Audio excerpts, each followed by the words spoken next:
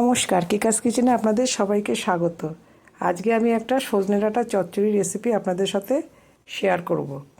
এই জন্য এখানে আমি নিয়েছি গোল গোল করে কেটে রাখা মিষ্টি আলু, বেগুন, কুমড়ো, এমনি গোল আলু, পেঁপে আর কাঁচকলা।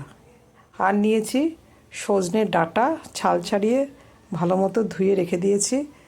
এবার আমি একটা প্যানে সর্ষের তেল গরম করে নিয়েছি। আমি এটা পুরোটাই সর্ষের তেলে করব। সর্ষের তেলটা গরম হয়ে গেলে এর মধ্যে আমি দিয়ে দেব ফোড়নের জন্য 5 ফোড়ন আর একটা শুকনো লঙ্কা। ফোড়নটাকে খুব ভালো মতো ভাজা ভাজা করে নিতে হবে, কারণ ফোড়নটা ভাজা ভাজা ভালো মতো না করলে এই ডাঁটা চচ্চড়ির টেস্টটা আসবে না। সেই জন্য মিনিট খানেক আমি ফোড়নটাকে ভেজে নিয়েছি। এবার আমি দিয়ে দেবো এর মধ্যে ডুমো করে কেটে রাখা কুমড়ো আর আলু। কুমড়ো আর আলুটা আমি 2-1 মিনিট ভাজা করে নিচ্ছি। বেশ একটু লালচে যেহেতু রং ধরে গেছে, এবার আমি বাকি সবজিগুলো এর মধ্যে দিয়ে দিলাম। সমস্ত সবজিগুলো এবার ভাজা করে নেব। কয়েক মিনিট আমি থেমে থেমে এটাকে নেড়ে নেব। ওভেনের আঁচটা আমি মাঝারি করে রেখেছি।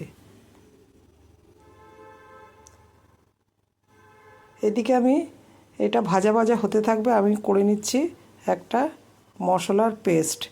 এই জন্য আমি এখানে নিয়ে নিচ্ছি হলুদের গুঁড়ো,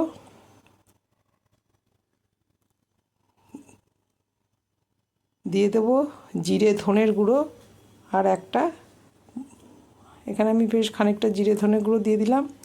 আর দিয়ে দেবো একটু ভাজা মশলার গুঁড়ো, যার মধ্যে আছে শুকনো লঙ্কা, তেজপাতা, মৌরি, ধনে, জিরে একটুখানি শুকনো কলায় ভেজে আমি গুঁড়ো করে নিয়েছি। এবার দিয়ে দিলাম একটুখানি জল। কিছুক্ষণ নাড়াচাড়া করে এটা ভিজিয়ে রাখবো। কিছুক্ষণ ভিজিয়ে রাখলে এই গুঁড়ো মশলাটাকে বাটা মশলার টেস্টটা আসবে। সেই মতো আমি কিছুক্ষণ ভিজিয়ে রাখলাম।